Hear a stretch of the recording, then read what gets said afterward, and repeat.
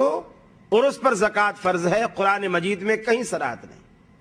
سونے پر کتنی، چاندی پر کتنی، پھر کتنا عرصہ اس مال پر گزر جائے، آیا ہر شخص ہر روز زکوٰۃ نکالے، ہفتے میں ایک دفعہ، مہینے میں ایک دفعہ، سال میں ایک مرتبہ، یا پوری زندگی میں ایک مرتبہ؟ قرآن مجید بالکل خاموش۔ پھر اس کا تناسب کیا ہے؟ 2.5%، 5%، 10%، کتنی زکوٰۃ نکالے؟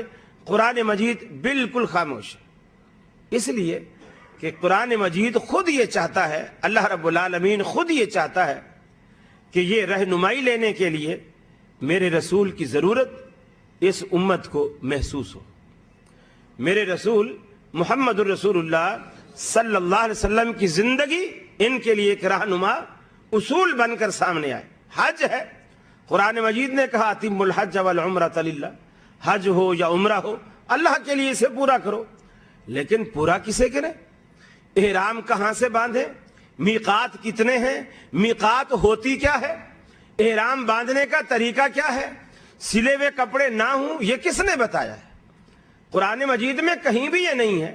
کپڑے تمہارے سفید ہونے چاہیے، 2 چادریں ہونی چاہیے، سلا ہوا نہیں ہونا چاہیے، نیچے موزے نہیں پہننے چاہیے، دستانے تمہیں نہیں پہننے چاہیے، سر پہ تمہیں کپڑا نہیں رکھنا چاہیے۔ یہ قرآن مجید میں ساری جزیات یہ کہیں نہیں ملتی۔ گویا خود اللہ رب العالمین نے ہمیں رسول اللہ صلی اللہ علیہ وسلم کی طرف جانے کی راہ دکھائی۔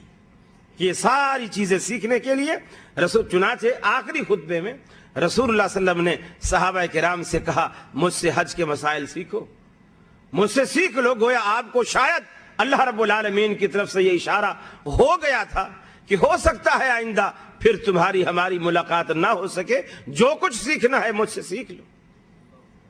اس لیے کہ اللہ تبارک و تعالیٰ نے اس ہستی کو وہ مقام، وہ رتبہ، وہ مرتبہ عطا کیا ہے جو پوری کی پوری کائنات میں اللہ رب العالمین نے وہ مقام، وہ رتبہ، وہ مرتبہ کسی اور بندے کو اللہ رب العالمین نے عطا نہیں کیا۔ یہ صرف محمد رسول اللہ صلی اللہ علیہ وسلم کا خاصہ ہے۔ تمام ارکان اسلام، اسی طرح نکاح ہے، قرآن مجید نے کہا نکاح کرو۔ طلاق کے مسائل قرآن مجید نے بیان کیے، لیکن نکاح کسے کہتے ہیں، اس کی شرائط کیا ہے، اس کے نکاح کے کرنے کا طریقہ کار کیا ہے، قرآن مجید میں کہیں بیان نہیں ہے، کہیں بیان نہیں ہے۔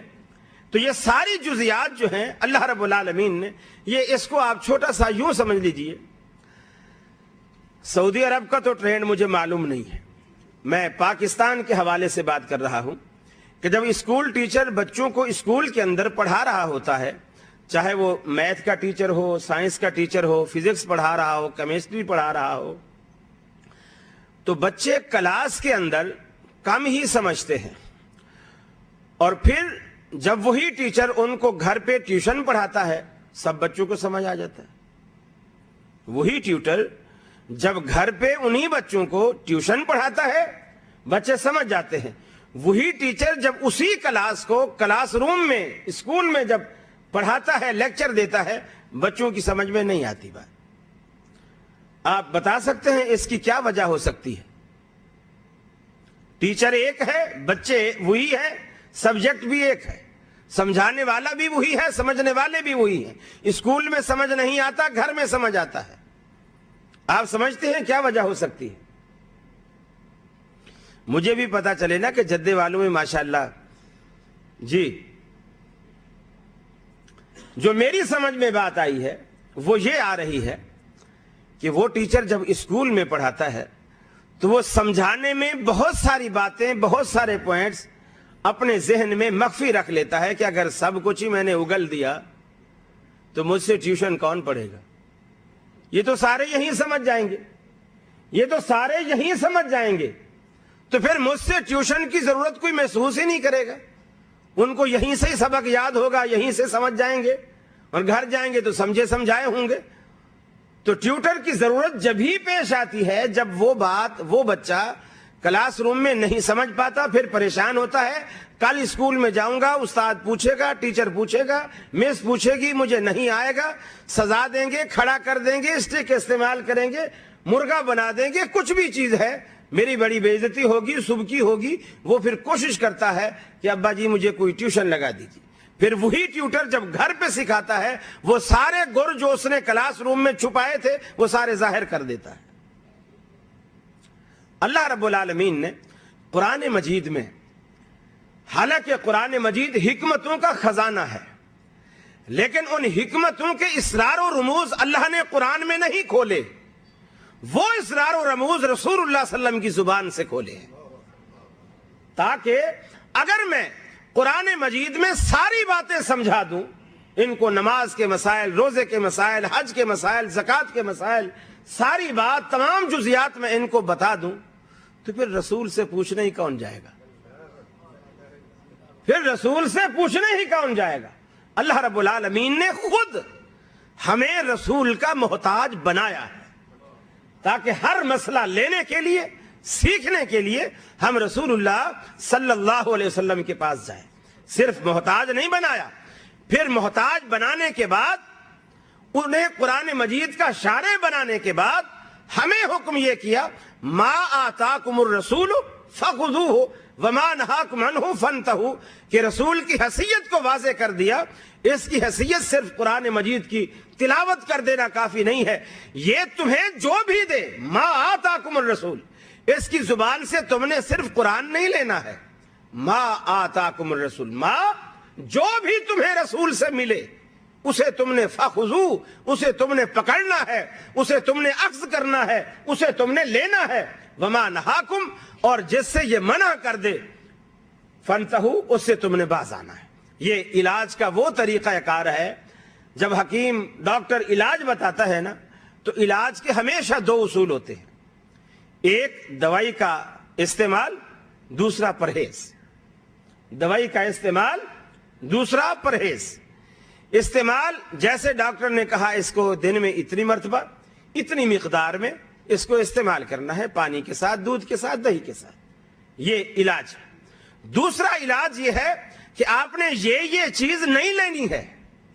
اگر وہ چیزیں دوائی کے ساتھ لیتے رہے تو دوائی کے جو فوائد اس کے اندر مخفی ہیں وہ اثرات زائل ہو جائیں گے.